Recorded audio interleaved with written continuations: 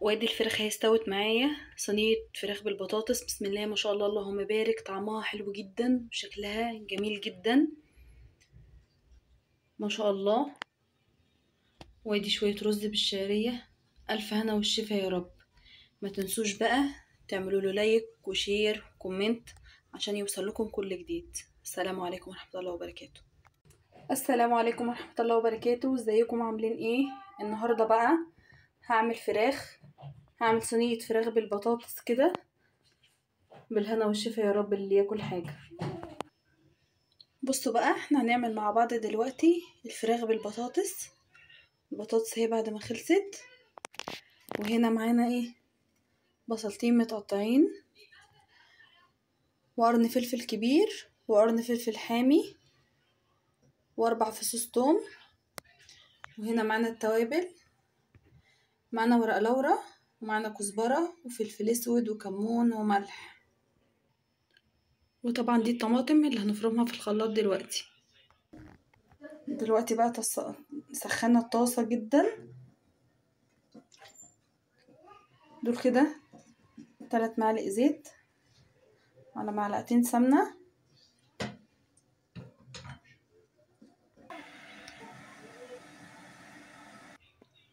اهو الزيت سخن كويس جدا طبعا.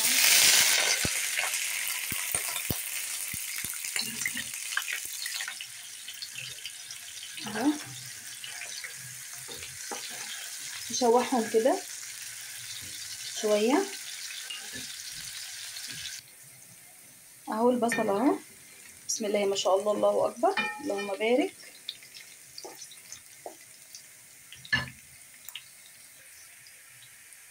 اهو البصل اهو. احط بقى الفراخ على طول. انا بحب اشوح الفراخ شوية. بسم الله ما شاء الله الله اكبر.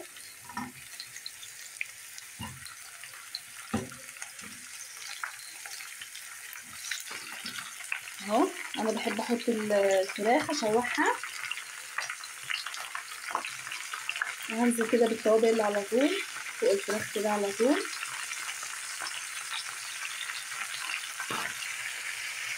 اهي بسم الله ما شاء الله الله اكبر. انا مش هقلبها دلوقتي، ما تتشوح من تحت كويس وهرجع اقلبها. الفراخ اهي بسم الله ما شاء الله الله اكبر، اتشوحت كويس جدا اهي. اقلبها كده عشان تتشوح كويس جدا من الناحيه التانية. ما شاء الله الله اكبر. انا مهديه عليها خالص اهو، مهديه على الفراخ خالص. بصوا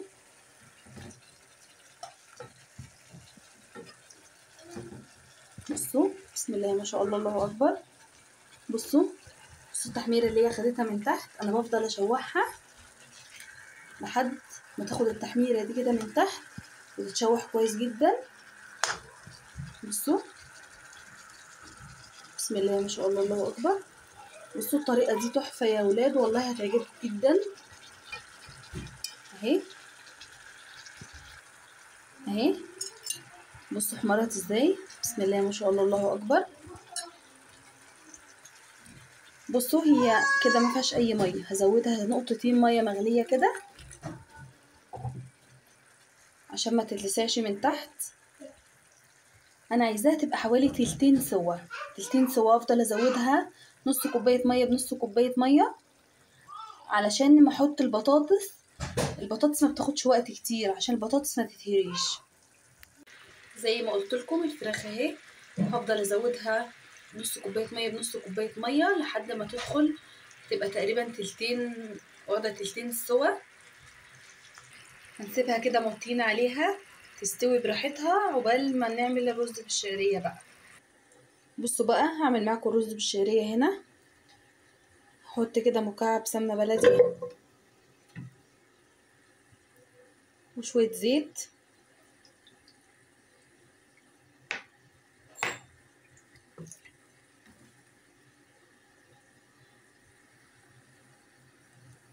هيسخنوا كويس جدا وبعد كده هحط الشعريه اهي. حته الزبده دي حته سمنه بلدي اللهم بارك زي الفل. انا اهم حاجه عندي الرز يتعمل بسمنه بلدي، بس شويه زيت على حته سمنه بلدي، عشان طبعا احنا كلنا عارفين ان الحياه غاليه.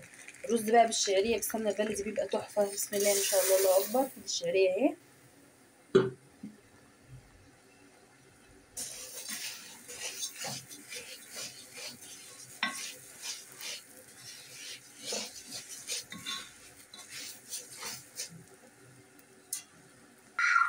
الفراخ اهي.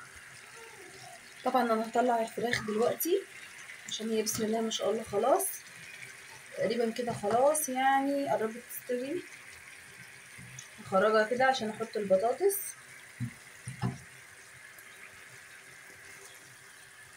اهي.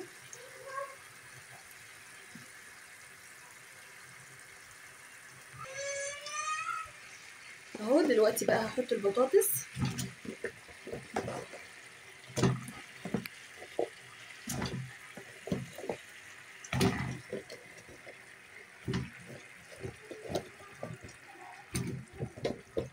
بسم الله ما شاء الله، الله اكبر، اللهم بارك.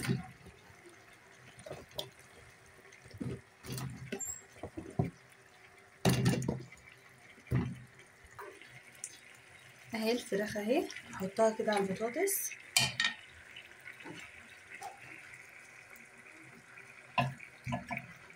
اهي. بسم الله ما شاء الله، الله اكبر. اهي الفراخ اهي. انا كده حطيت الفراخ على البطاطس. هحط بقى عليها القوطه كده. بسم الله ما شاء الله، الله اكبر. هحط عليها القوطه وبعد كده هحطها تكمل سواها في الفرن. وبالهنا والشفا يا رب للي ياكل حاجه. بصوا بقى يا حبايب قلبي، بسم الله ما شاء الله، الله اكبر. الشعريه اهي اتحمرت اهي. الشعريه بعد ما اتحمرت هحط عليها بقى الرز كده،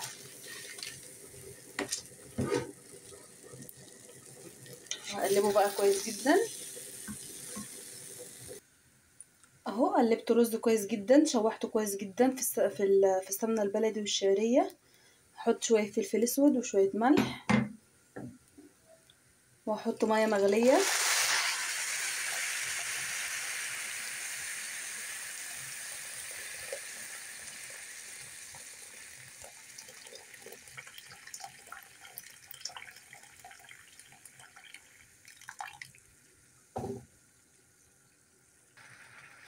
الرز اتشرب اهو.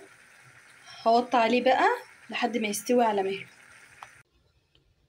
وادي الفراخ هي استوت معايا. صينيه فراخ بالبطاطس، بسم الله ما شاء الله، اللهم بارك. طعمها حلو جدا وشكلها جميل جدا ما شاء الله. وادي شويه رز بالشعريه. الف هنا والشفا يا رب. ما تنسوش بقى تعملوا له لايك وشير وكومنت عشان يوصل لكم كل جديد. السلام عليكم ورحمه الله وبركاته.